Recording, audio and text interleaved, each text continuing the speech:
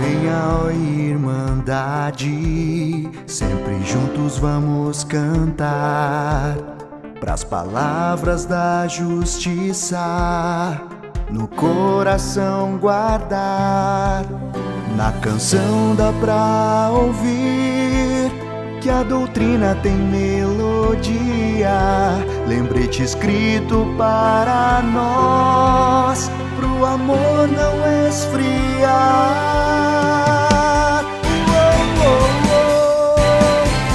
E assim iremos mostrar que nós somos servos cristãos. O amor que é ensinado a nós tem que ficar no coração.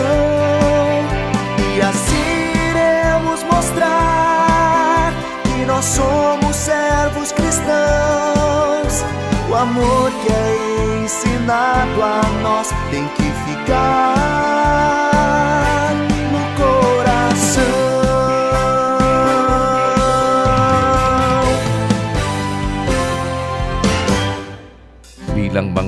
Hindi lang magkakapatid, kundi magkakaibigan. Alam naman natin yun, bilang mga lingkod ng Diyos, nandoon sa atin yung kagalakan ng pagkikita-kita rin ng mukhaan.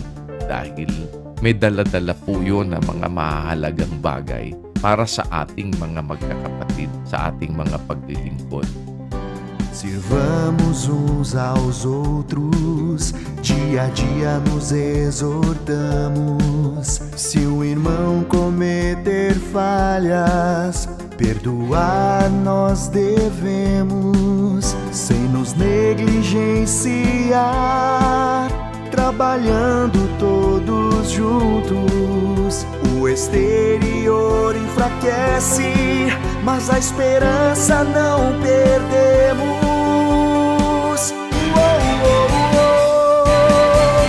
E assim, Yung pagsunod mo sa utos, magpapatibay sa'yo kasi mararamdaman mo si Kristo sa'yo. Bakit mo mararamdaman si Kristo sa'yo? Kasi si Kristo ang kinauuwian ng kautusan.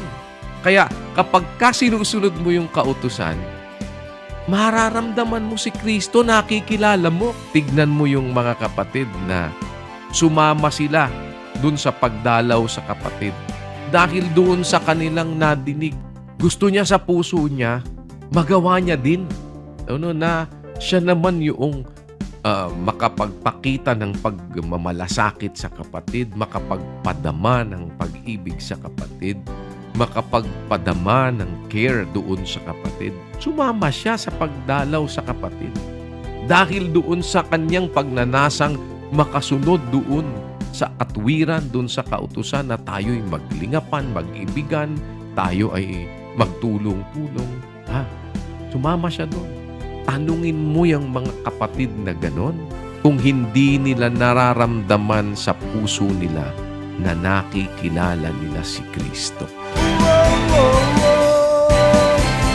e assim iremos mostrar que nós somos servos cristãos. O amor que é ensinado a nós tem que ficar no coração.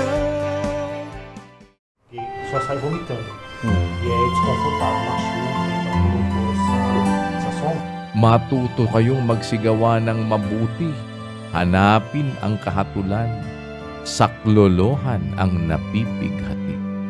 Halimbawa, merong kapatid na namatayan.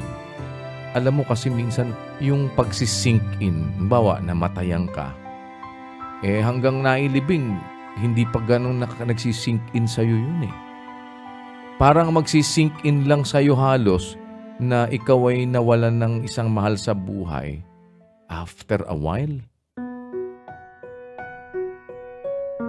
Tsaka mo palang halos maramdaman yung doon na magsisink in sa'yo, naku, wala na nga pala yung pinagpahinga na nga pala. Doon ka ngayon dadapuan ng kalumbayan. Ano? Nosso Senhor Jesus Cristo vão ressuscitar primeiro os que morreram em Cristo. Yung sinasabi ni Pablo na huwag tayong malumbay na gaya ng iba na walang pag-asa, sabi dun sa 4:13 ng unang Tesalonica. No? Kaya sabi ko, siguro mas maganda yung pagsunod natin doon sa saklolohan natin yung napipighati. Alam mo yun, yung bang a shoulder to cry on, ano? Di ba, mga kapatid na mga miyembro ng choir, baka pwede yun, ano? At kahit naman mga hindi mga miyembro ng choir, nakakaawit din naman no? Yung mga namamatayan, mga mahal sa buhay na pinagpapahinga. Siguro after a month, puntahan natin kahit na ilang piraso lang ng miyembro ng choir, saklolohan natin sa kanilang kalumbayan. Sa pagpaparamdam sa kaawitan lang natin, ano? Para na nilang nadinig na sinasabi mo, narito kami nakaalalay sa inyo.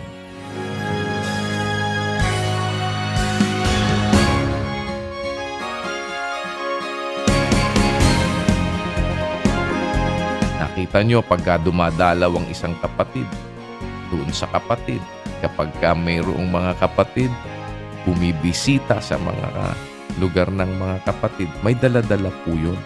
Bagay na kailangan natin sa ating mga paglilingkod at kailangan natin bilang mga lingkod ng Diyos sa pagpapatuloy ng ating sama-samang pagsisikap na masunod yung aral ng Diyos. E assim iremos mostrar o amor que temos no coração, anunciar as boas obras dos cristãos.